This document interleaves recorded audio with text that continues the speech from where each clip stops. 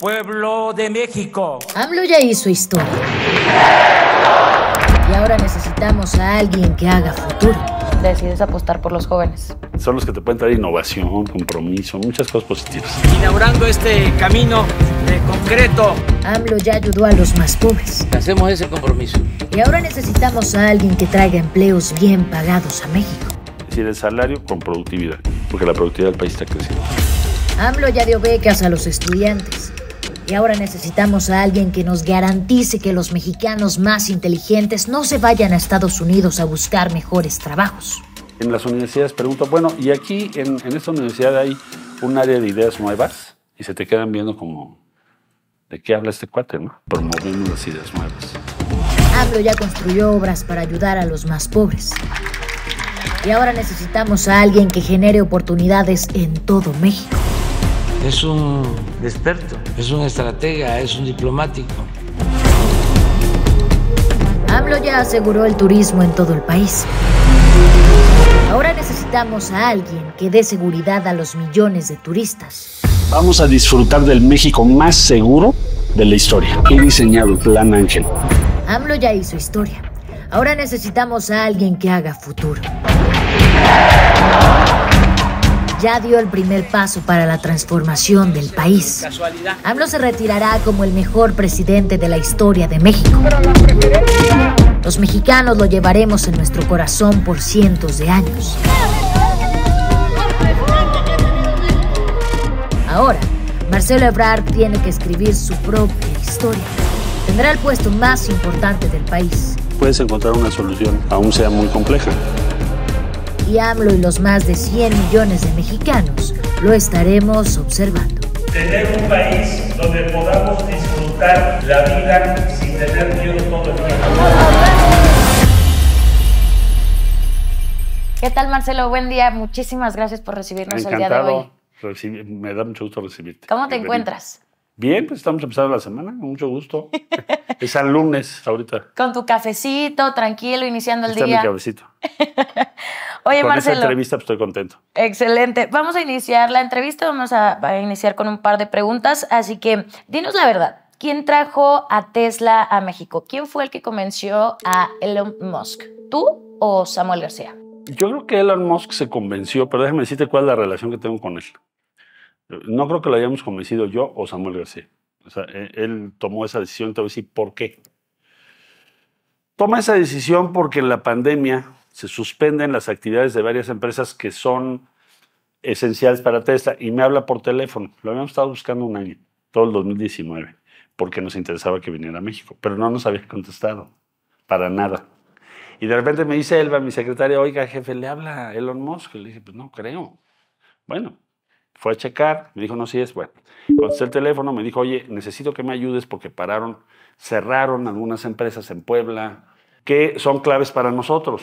Entonces, por favor, habla con ellos a ver si nos ayudan, porque si paran todo, pues nos dejan fuera del mercado. Mándame la lista, por favor, de lo que te haga falta. Me mandó una lista con 127 empresas en México. O sea, imagínate, Tesla ya tenía relación con 127 empresas establecidas en nuestro país. Ayudamos, resolvimos, en fin, ya no tuve contacto con él. Hasta el 9 de febrero del 22. Habló para decir, oye, me interesa poner una empresa en México. Entonces empezamos a trabajar con ellos en febrero del 22. Fueron a ver 15 lugares y finalmente llegaron a Monterrey. Él me dijo, voy a ir a Monterrey porque es uno de los estados que más me interesa. El otro es Hidalgo. Y también fue a Hidalgo. Fue a los dos. Al final toma la decisión por Monterrey por varias razones. ¿Cuáles? La cercanía, el ecosistema, o sea, tiene muchos proveedores ahí.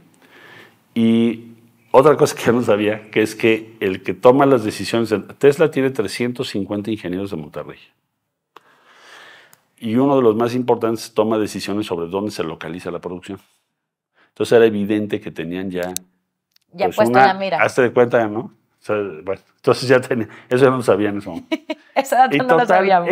Él decide instalarse, para concluir la historia, él decide instalarse en México primero, porque México tiene es más fácil exportar de México que desde Estados Unidos, más barato, porque Estados Unidos ha tomado muchas medidas proteccionistas y los demás países han tomado medidas similares. Entonces, si tú le vendes a Europa desde Estados Unidos, te es más caro que desde México. Y el otro, el principal, él se dio cuenta por la pandemia de la importancia estratégica de México, porque es un aliado confiable, porque tienes muchísimas empresas ya en México, y él descubrió México por la pandemia. Así fue. Entonces yo creo que eso es lo que hace que él se convenza de instalarse en México. No le quito méritos a Samuel, él también hizo su trabajo, claro. Tu servidor también hicimos todo lo posible, pero no creo que lo hayamos convencido nosotros. Él se convenció porque vio que México es un país productivo, confiable, reliable, friendly, y tienes todos los elementos, y además es más barato que si lo pones en Austin. Eso fue. Y qué bueno, y celebro que esté aquí. Pero lo mismo pasó con BMW, que está en San Luis Potosí, es su planta más moderna del mundo. Nos trajimos la planta de baterías. Van a invertir 1,000 millones de euros. Hablando de empresas, ¿qué otras empresas tú trajiste y qué pretendes traer a México? Pues hay como una lista como de 400 con las que trabajamos. Otra que trajimos a Monterrey Stata Consultancy. Ellos tienen 19,000 trabajadores ya. Empezaron en Guadalajara. Tienen 9 oficinas. Fui a ver al CEO a India y me dijo, vamos a abrir en Monterrey. Entonces, simplemente facilitas, promueves ESCA de Corea del Sur, pues hacen baterías que nos interesan mucho, ¿no? No solo para acumular energía, o sea, generas energía limpia, sí, pero ¿dónde la guardas? Entonces ellos hacen storage, o sea, tú generas energía solar y la guardas porque a lo mejor no la vas a usar ahorita, o a lo mejor te falla el sol un día y ya tienes energía guardada, ¿no? Hacen como baterías para eso. Y hacen también baterías para vehículos eléctricos. Entonces fui a ver al CEO a Seúl para traerlo a México. Ya vinieron varias veces. Otra empresa que vamos a traer se llama InmunoAct. ¿Qué hace InmunoAct que viene de India? ¿Por qué nos interesa? Porque hacen inmunoterapias para cáncer. México tiene 0 inmunoterapias ahorita en México. Estados Unidos tiene 7. Entonces queremos cerrar el gap. No solo por cerrarlo, sino porque estás hablando de miles de personas que tienen que tener acceso a eso. La inmunoterapia es, toman unas células tuyas de tu médula, con un vector le das la instrucción de atacar una cierta célula cancerígena, por ejemplo leucemia, y te vuelven a poner la célula y tu organismo elimina el cáncer, imagínate. Bueno, ¿qué te digo? No te quiero No, cansar, la lista está bastante hay bien. muchas empresas que fuimos a buscar o fondos soberanos. Emiratos Árabes, Arabia Saudita, acaba de venir el ministro de Inversiones, trajo 9 empresas gigantes. Su empresa número 1, ¿cuál es? De las que trajo, energía solar, tratamiento de agua. Arabia Saudita, lógico. Entonces, ¿nosotros qué problema tenemos? Todo el crecimiento económico de México va a ser una zona con estrés hídrico. Entonces necesitamos tener tecnología muy avanzada para el tratamiento de agua. No tratamos el agua. Nosotros desperdiciamos agua como si no nos faltara. Traernos a los que le surten a Walmart a nivel global.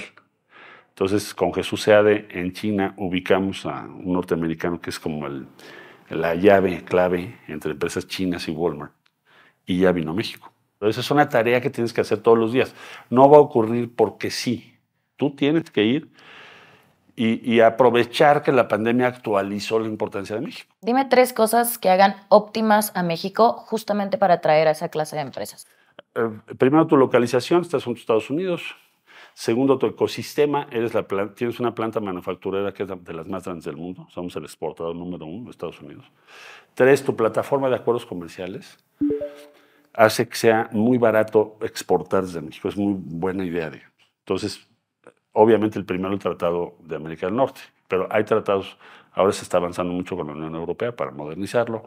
Y tienes muchos tratados. Entonces, esas razones. Y si me permites añadir nuestra productividad. O sea, porque yo, hablo con el CEO de Ford y le digo, ¿cuál es tu planta más productiva en el mundo? Cuautitlán Izcalli. Digo, no lo pronuncia así. Él lo pronuncia de otra manera. Es la número 1. La número 2, Hermosillo, Sonora. Entonces, tienes gente con estándares de productividad muy altos. Se pondría otra empresa que abre cada año una planta en México. Es una empresa francesa que se llama Safran. Bueno, solo le ponemos el acento, no. Que hacen turbinas. Y hacen todo el fuselaje de Airbus y de Boeing también en algunos casos. Y en México tienen, si no mal recuerdo, ya 14 plantas. Entonces me dice el CEO, le digo al CEO, ¿por qué pones una planta en México cada año? Me dice, porque es el país más productivo que tenemos. Estamos felices aquí. Estamos en Querétaro, en Chihuahua, en todos lados. Y cada año viene y abre otra. Ahora van a abrir otra planta, creo que de drones y demás. Entonces, ese es el ambiente que ves con muchas empresas. Oye, los millennials somos la primera generación que no gana lo suficiente para comprarse una casa. Entonces, ¿qué plan tienes tú para salvar la vida de esta generación? Yo veo que estamos usando muy poco los recursos y los servicios financieros. La generación joven tiene demasiadas trabas para acceder a créditos. Entonces tenemos que trabajar para que con FinTech, pues tus costos ahorita son punto algo, o sea, en las transacciones, menos de 0.5. ¿Por qué tenemos tasas de interés tan altas? ¿Por qué es tan complicado? ¿Por qué te piden el doble, 2.5 de garantías? Pues, eso te lleva a que vas a estar accediendo a créditos a los 40, 50 años. O sea, estás excluyendo a los jóvenes deliberadamente. O sea, tu política financiera actual que desarrollan los bancos, en muchos sentidos, excluyen a los jóvenes, porque piden esas garantías. Entonces, simplemente por tiempo. ¿Cuándo vas a tener el doble del crédito que te están? Pues te vas a estar a 30, 40 años. Lo que a mí me pasó, cuando compraste, primero rentas, ahí andas.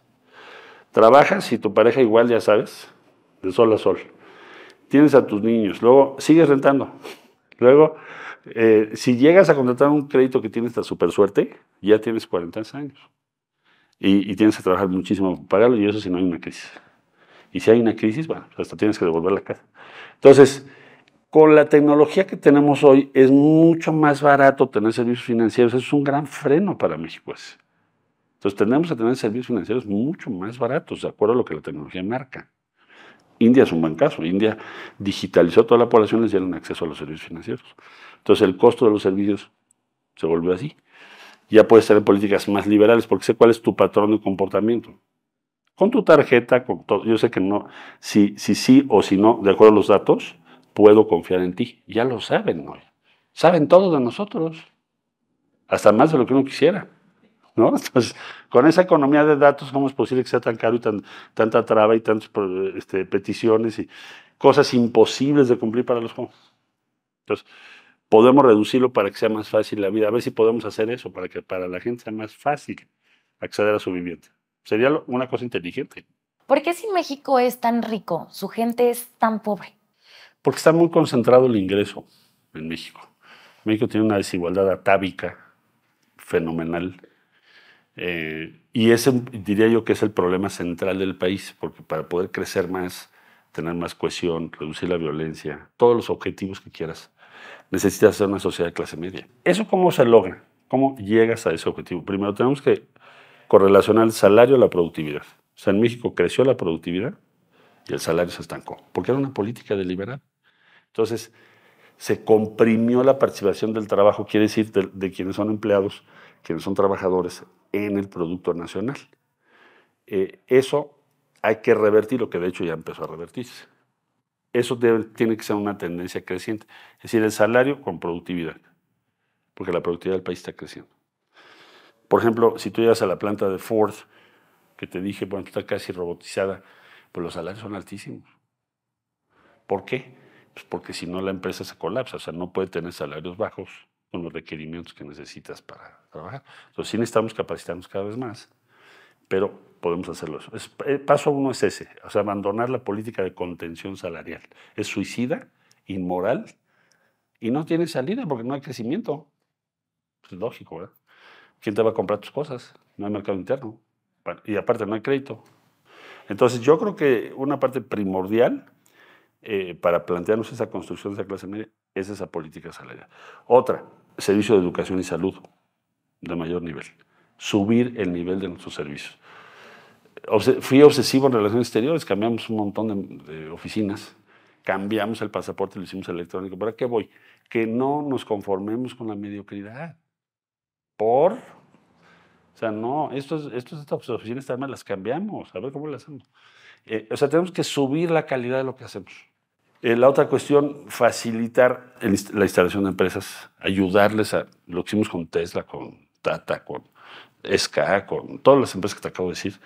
Si traíamos 400, pues traemos 10,000, porque vas a aumentar el valor de la economía nacional. Ahorita tocaste un tema importante que es la educación, y en México estamos muy mal en educación. Hace 50 años en China era un país muy pobre, decidieron jugársela y invirtieron en educación. El día de hoy están a punto de rebasar a Estados Unidos en este ámbito. ¿Qué vas a hacer tú en pro de la educación de México? Y yo diría que tenemos que concentrarnos en los siguientes temas. Primero, hay que aumentar la calidad de todo nuestro sistema de educación superior. Porque el promedio del sistema de educación superior, bueno, para empezar, en el ranking internacional se conoce a medias. Y rankings nacionales, o sea, medimos poco el desempeño. Entonces hay que medir rigurosamente el desempeño, con más énfasis en las universidades públicas. Entonces, una universidad pública no puede estar contenta siendo la número 2600, ¿no?, en la lista internacional. Segundo, elevar la calidad, elevar su capacidad, vincularte, mandando estudiantes, al top 10. O sea, el número de mexicanos en el top 10 de las universidades del mundo no puede ser 15,000. Pues, además, en Estados Unidos tenemos 15,000. En Europa no creo que lleguemos a quizás a otros 7,000. Ese es nuestro número. Necesitamos mandarlos, traernos maestros para hacer lectures, que es una costumbre de la Edad Media en Europa. O sea, invitas a gentes muy connotadas, a que, como hicimos ahora con el STS Forum, que trajimos de Kioto, se reúnen cada año 1,500 científicos. Entonces, traernos ese tipo de eventos.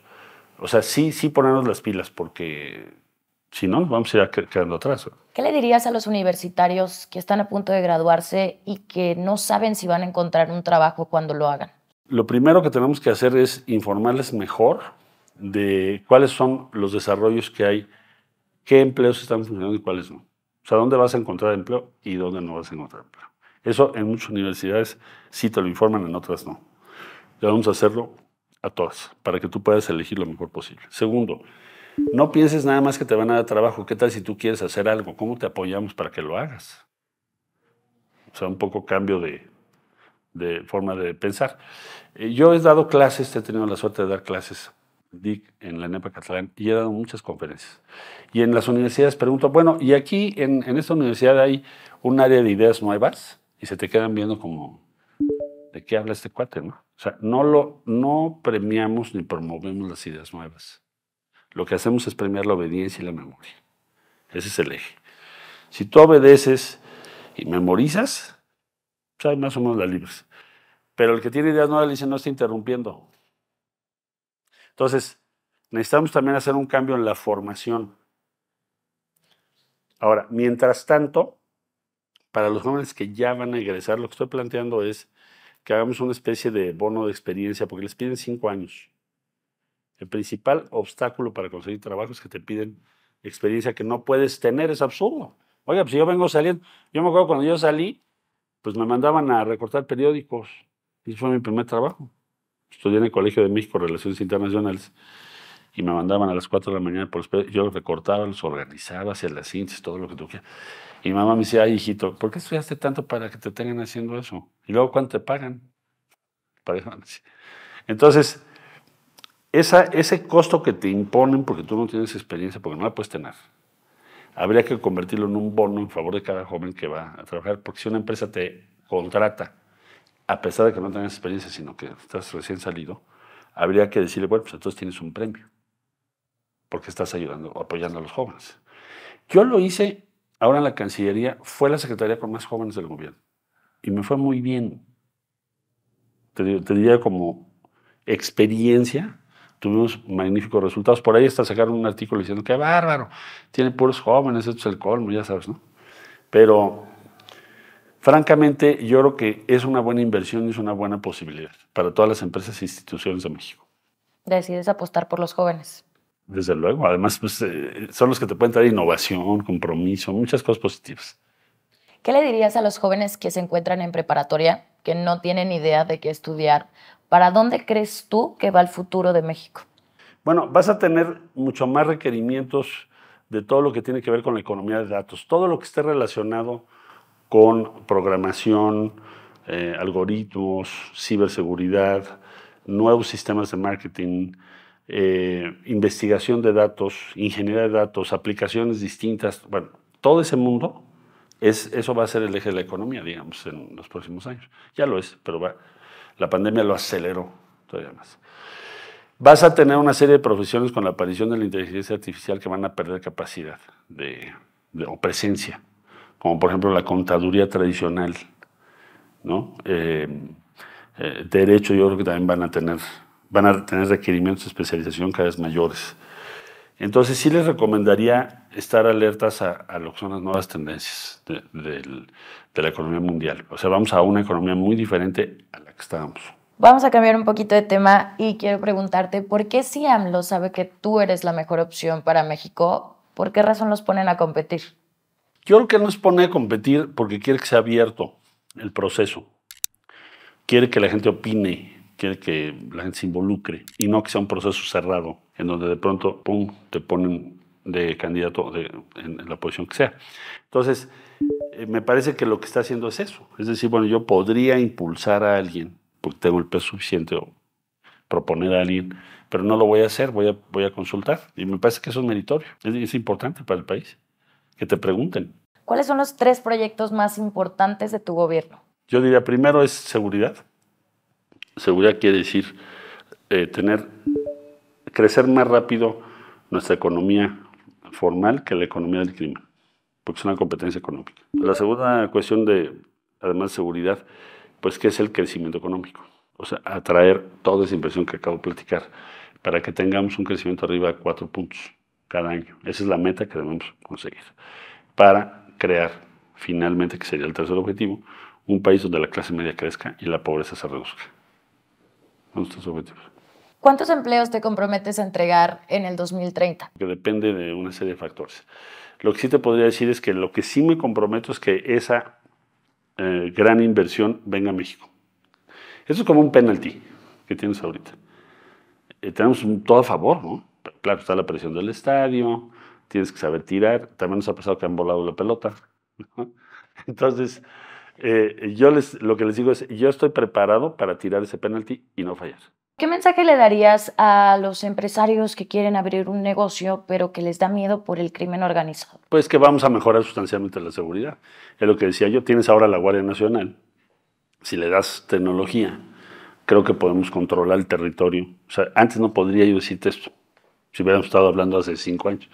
Pero ya con una Guardia Nacional que el año entrante llega a su número previsto, pues ya es otra cosa. Eso más tecnología, más voluntad de organización, podemos controlarlo. Dime cuál ha sido tu mayor aportación al país. Haber traído las vacunas a México, porque salvamos millones de vidas.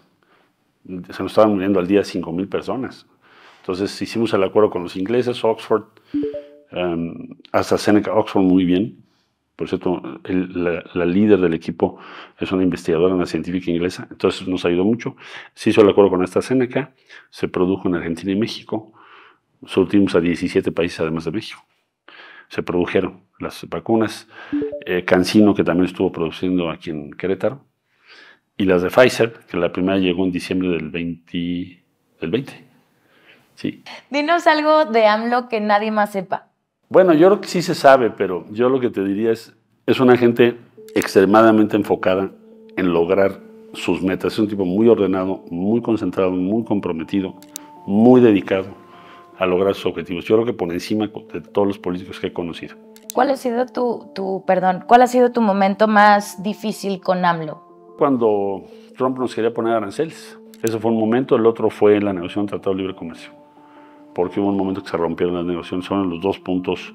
No me refiero con él, sino que ambos pasamos una dificultad seria con Trump, ¿no? Fíjate que yo nunca tuve malos momentos con Andrés, no los he tenido. Cuéntanos una anécdota que tengas con AMLO y que todo México deba de saber. Me invitó un día a una de las giras, me dijo, alcánzame en tal lugar, me subí a la camioneta, íbamos ahí, luego se voltea y me dice, oye, pues yo estoy pensando que tú seas el nuevo secretario de Relaciones Exteriores, ¿cómo la ves? Pues tú estudiaste eso, ¿no? Entonces fue muy sorpresivo, ¿no? Y lo tengo aquí muy presente. Le dije, no, pues muchas gracias, claro que sí, pues eso estudié. Por fin. Por fin, dije, me tardé un poquito, pero bueno, ya llegué. ¿Cómo conociste a AMLO? A él lo conocí, lo relato en el libro, yo era secretario general de Gobierno de la Ciudad de México, hace muchos años, 1992, si no mal recuerdo, y llegó él, o 93, uno de los 2 años, y llegó Andrés encabezando una manifestación de expetroleros de Pemex que no les habían pagado, y de pescadores. Entonces bajé a verlo, porque él no quiso subir a mi oficina, bajé yo a verlo, y estaba en una casita de esas de plástico. Calorón, ¿no? Tremendo. Y ahí fue la primera vez que yo hablé con él. Lo sentí duro, o sea, un negociador duro, pero traté, como siempre, como método de entender, bueno, por qué está aquí. No creo que haya venido desde allá, Para nada más porque sí, ¿verdad? O sea, obviamente hay algo aquí. Entonces él me dijo, mira, esta gente no le han pagado sus pensiones, llevamos no sé cuántas gestiones y tuvimos que venir hasta acá porque nadie les hace caso. Lo que te propongo es que revisemos cada uno de los casos y si tú tienes razón, nosotros vemos que Pemex les pague. Se me quedó viendo y me dijo, va. Pues tenía razón, o sea, no sé, 93, 95%, un porcentaje muy alto, les debíamos dinero el gobierno, Pemex. Y se les pagó y Andrés se fue. Pero no se iba al hotel, no te pedía nada, o sea, se me quedó muy grabado y esa fue la primera vez que él y yo tuvimos una relación y los dos cumplimos lo que dijimos. De ahí, después lo busqué cuando era presidente del PRD. ¿Por qué? Principalmente por el tema de Fobaproa. Bueno, una plática que me invitó Manuel con él, pero el tema de Fobaproa nos acercó mucho. Ya estoy hablando 97 por ahí. En el 2006 tú gobernaste después de Andrés Manuel. Sí. ¿Por qué tú y él son tan buen equipo? Porque hemos construido una relación de respeto y de confianza política durante 23 años. Eso es muy difícil en política, muy difícil. Entonces, esa relación pues yo la valoro mucho y él también. Yo decidí apoyarlo a él desde el año 1999. ¿Por qué decidí eso? Que dije, bueno, él es el que tiene posibilidades de encabezar un cambio en México en el sentido de que tengamos un país más igualitario. Todo lo que acabamos de hablar. Y entonces fui y lo apoyé, no por un cargo, en el año 99. Le dije, bueno, yo voy a declinar por ti. Yo era candidato de un nuevo partido que habíamos formado entonces. Y desde entonces, en el año 99, luego me invitó de jefe de la policía, luego de desarrollo social, vivimos todo lo que tú quieras, persecuciones, ya sabes, el desafuero, todas esas cosas te unen, ¿no? Pues también la adversidad. Luego fui su sucesor, nunca él hizo ninguna expresión, nunca se metió en mi gobierno, ni yo tampoco. Yo tuve muchos colaboradores de él que se quedaron en mi gobierno. Sus programas fueron respetados, su imagen también. Ya sabes que la tentación del sucesor es acabar con el anterior, ¿verdad? Sí. Y al día de hoy yo te diría que es una relación pues, muy cercana y de mucha confianza. En el 2006 tú ganaste de forma histórica en la Ciudad de México. Sí. ¿Por qué crees que la gente te quiere tanto?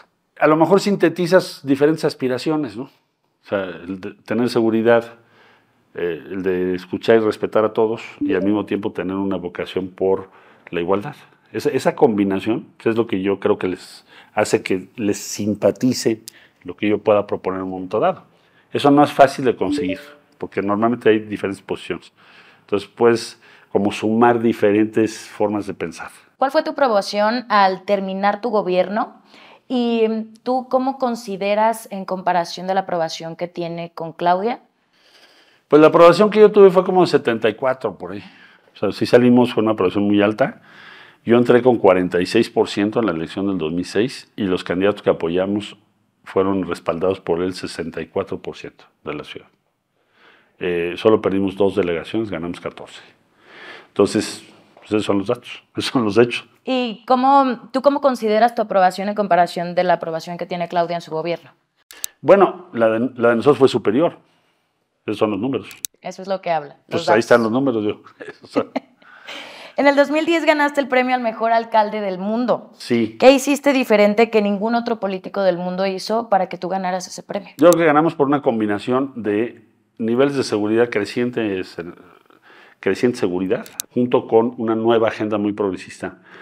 Apoyamos la interrupción legal del embarazo, apoyamos matrimonios igualitarios, que hoy son ley en todo México, la voluntad anticipada, o sea, si estás sufriendo tanto, ¿por qué tienes que seguir en un cuarto de un hospital con cables y demás? Bueno, entonces, modificamos también las leyes para el divorcio, porque el divorcio tenías que probar y no sé qué, y no sé cuál. A ver, si ya no te llevas bien con alguien, ¿por qué tienes que estar casado o casado, no? Entonces, tratar de evitar los pleitos, que luego afectan mucho a los niños. Todas esas iniciativas al mismo tiempo, combinado con que la ciudad tenía seguridad de inversión también, hizo que ganáramos ese premio en 2010. Marcelo, ¿cuál ha sido tu momento más difícil en tu vida y cómo lo solucionaste? Pues el momento más difícil yo creo que fue cuando, he tenido varios, pero el más difícil fue cuando en una discoteca se murieron unos jovencitos en un operativo que hizo la policía. Yo era jefe de gobierno. que se llamó el News Divine. Ese fue muy duro porque se murieron unos muchachitos que estaban como en una discoteca, porque salirse por un pasadizo muy angosto cuando llegó la policía. Y luego descubrí que la misma policía había impedido que salieran porque estaban esperando unos camiones. Ese fue el momento más difícil para mí. ¿Y cómo le diste solución a ese momento? Pues lo que hicimos fue trabajar con las familias, con la comunidad, pedirle a la Comisión de Derechos Humanos un diagnóstico independiente, cosa que hizo. Le removí al secretario de Seguridad, también le pedí su renuncia al procurador. E hicimos muchísimas cosas para que no volviese a suceder algo así nunca más por parte de la policía. Y creo que en ese sentido eso sí se pudo avanzar mucho. Se hizo un programa de derechos humanos en la ciudad, uno de los mejores del mundo. Se estableció un sistema de seguimiento para que no ocurran ese tipo de violaciones a derechos. Marcelo, vamos a hacer un cambio. Vamos a empezar con unas personales un poco más sencillas para que la gente conozca no al político, sino a la persona, ¿te parece? Sí, cómo no. Entonces, yo veo que traes ahí un reloj. ¿Nos puedes enseñar qué reloj es? Es Huawei. Huawei. Es del teléfono. Sí, lo conectas al teléfono. O sea, no traes un reloj ostentoso, lujoso. Yo solamente tengo un reloj que me criticaron mucho, que era un Rolex que me regaló mi mujer Rosy cuando nos casamos. Fue mi regalo de bodas. Y como 10 años lo estuvieron sacando. Pero es el único que tengo. Pero el que traigo todos los días es este. Es el de todos los días. Ahí se pueden ver los mensajes, ahí se puede checar todo más Checas fácil. los mensajes, tu salud, una bola de cosas que te sirven, ¿no? Son útiles. Es bastante útil. ¿Nos puedes enseñar cuánto dinero traes en la cartera? Pues casi no uso. ¿No usas efectivo? No. ¿Pura tarjeta? Traigo mi tarjeta. Por lo regular no uso efectivo. A veces aquí pongo que 500, 800 pesos. Ahorita no traigo. Hoy no traje. Traje, pero tengo aquí mi tarjeta. Pero con esa, ya todo se puede pagar con la tarjeta, sí. Entonces ya no hay problema. Oye, Marcelo, la gente quiere verte a ti y a Noroña trabajando juntos por México. ¿Esto será parte de tu gobierno? Bueno, Noroña es un muy buen tipo, yo lo respeto mucho, porque es un hombre congruente. Y en política es difícil, ¿no? Entonces puedes estar de acuerdo o no con todo lo que él dice, pero dices, bueno, es una gente que dice lo que piensa realmente, está comprometido, vive de conformidad con ello. Entonces, por eso lo respeto. Entonces, yo sí lo invitaría a algún cargo. ¿Me puedes decir cómo enamoraste a tu esposa? Pues yo creo que conversando, respetándola, porque ya sabes, todo el mundo le invitaba a cenar al día siguiente, y yo no. Yo era un poquito más la conocí en un golpe de Estado, ella era embajadora en México, le habían tomado su embajada, una serie de cosas. Entonces la primera vez que yo conversé con ella fue por eso, no porque yo la hubiese buscado. Y de ahí fue creciendo una amistad que después se convirtió en relación ya mucho más adelante. Te hablo de más de años, quizá más de un año y pico después, año y medio. Qué extraña situación de conocer al amor de tu vida, ¿no? En un golpe de Estado. Pues sí, es que así es la circunstancia, ¿no? Es una bonita historia de amor. Sí. Dime 3 cosas de tu esposa que casi nadie sepa. Bueno, sí se sabe. Es sumamente agradable, es una mujer muy inteligente, muy sensible. Y ella nos casamos y luego vino toda la persecución. O sea, lo que vivió conmigo fue la persecución. Entonces es una relación muy fuerte, porque la adversidad te une más. ¿Me puedes enseñar el último mensaje de WhatsApp que le mandaste? ¡Son videos! Bueno, para que los vea. O sea, son mensajes muy políticos. No, le mandé el video a ver qué te parece este. Oye, yo esperaba un te amo, un buenos días, un algo. Hola, mi vida. No, pues ese fue el último que le mandé. Marcelo, ¿me podrías decir algún consejo que haya marcado tu vida? Pues mi mamá grande, que era mi abuelita, yo crecí muy cerca de ella, siempre me dijo, pues tú defiende lo que tú creas. Siempre trata de defender lo que tú crees.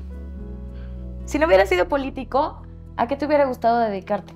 Difícil saberlo, porque siempre me interesó mucho la política, pero pues probablemente sería alguien dedicado a estudiar, analizar y proponer en torno a las ciencias sociales, ciencias políticas y ciencias sociales, me imagino. Habría tenido quizá una vida más académica. ¿Te arrepientes de algo en tu vida? No. No, porque si vives de arrepentimientos, primero ya no lo puedes cambiar. Y segundo, te arruinas la vida. Salvo que sean cosas horrendas que hayas hecho. Pero yo no, afortunadamente no estoy en eso. ¿Tienes la conciencia tranquila? Sí. Excelente. Duermo tranquilo. Puedo dormir mis 8 horas tranquilo. ¿Cuál es tu sueño más grande? Pues lograr que México alcance los objetivos que me motivan desde que tengo yo 10 años. A los 10 años fui a Estados Unidos. Fue un shock ver el nivel de ingresos que tienen allá, el que tenemos acá, la pobreza que hay en México frente a lo que hay allá. Y desde entonces me propuse que algún día yo haría algo para modificar eso. ¿Quién es la persona que más admiras en tu vida? Yo a mi papá lo admiré mucho, un hombre extremadamente trabajador, contra viento y marea. Y yo creo que él fue como un ejemplo importante, muy, muy importante. Quizá el que más admiré de los cercanos, como personajes de la vida cotidiana. Si ahora te dieran un minuto con tu abuela María Luz, ¿qué sería lo que le dirías? Yo creo que me diría, dame un minuto, pero el 6, ¿no? Para que ya haya pasado la encuesta. Y ya hayamos salido adelante. ¿Qué le dirías hoy al Marcelo Ebrard de 20 años? Sigue adelante, vas bien. Seguir adelante, perseverar. ¿Cómo te gustaría ser recordado en la historia de México? Cumplió, hizo lo que tenía que hacer por su país. Fue una persona que logró estos objetivos, los que acabo de hablar, ¿no? Hemos terminado esta entrevista, Marcelo. Por último, algo que quieras agregar, un mensaje que quieras mandar. Sonrían, todo va a estar bien. Suerte. Excelente, muchas gracias. Terminamos. Gracias a ti.